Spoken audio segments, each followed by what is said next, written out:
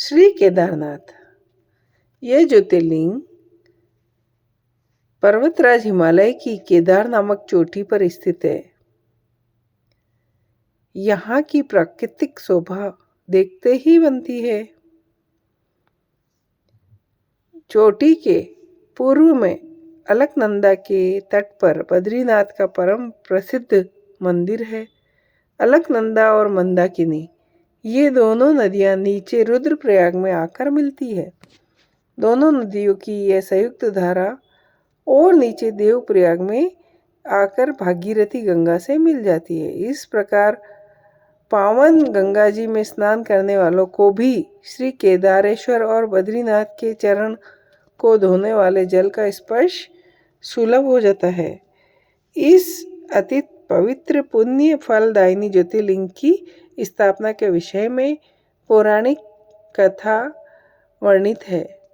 अनंत रत्नों के जनक, अतिशय पवित्र, तपस्वियों, ऋषियों, सिद्धों, देवताओं की निवास भूमि पर्वतराज हिमालय के केदार नामक अत्यंत सौभाग्यशाली रिंग पर महातपस्वी श्री नर और नारायण ने बहुत वर्षों तक भगवान शिव को प्रसन्न करने के लिए बहुत कठिन तपस्या की। कई हजार वर्षों तक वे निराहार रहकर एक पैर पर खड़े होकर शिव नाम का जप करते रहे। इस तपस्या से सारे लोकों में उनकी चर्चा होने लगी। देवता, ऋषि, मुनि, यक्ष, गंधर्व सभी उनकी साधना और संयम की प्रशंसा करने लगे।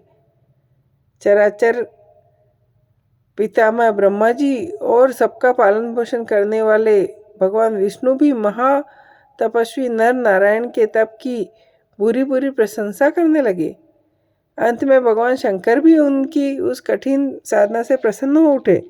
उन्होंने प्रत्यक्ष प्रकट होकर दोनों ऋषियों को दर्शन दिए। नर और नारायण ने भगवान भोलेनाथ के दर्शन से भाव विह्वल और आनंद विभोर होकर बहुत प्रकार की पवित्र स्तुतियों और मंत्रों से उनकी पूजा अर्चना की। भगवान शिव जी ने अत्यंत प्रसन्न होकर उनसे वर मांगने को कहा। भगवान शिव की यह बात सुनकर दोनों ऋषियों ने उनसे कहा, देवाधिदेव महादेव, यदि आप हम पर प्रसन्न है तो भक्तों का कल्याण हेतु आप सदा सर्वदा के लिए अपने स्वरूप को यहाँ स्थापित करने की कृपा करें। आपके यहाँ निवास करने से यह स्थान सभी प्रकार से अत्यंत पवित्र हो उठेगा। यहाँ आपका दर्शन पूजन करने वाले मनुष्यों को आपकी अविनाशिनी भक्ति प्राप्त हुआ करेगी। प्रभु, आप मनुष्यों के कल्याण और उनके उद्धार के लिए अपने स्वरूप को यहाँ स्थापित करने की हमारी प्रार्थना को स्वीकार करो। उनकी प्रार्थना सुनकर भगवान शिव ने ज्योतिर्लिंग के रूप में वहाँ वास करना स्वीकार किया। केदार नामक हिमालय श्रृंग पर स्थित होने के कारण इस ज्योतिर्लिंग को श्री केदारेश्वर ज्योतिर्लिंग के रूप में जाना जाता है।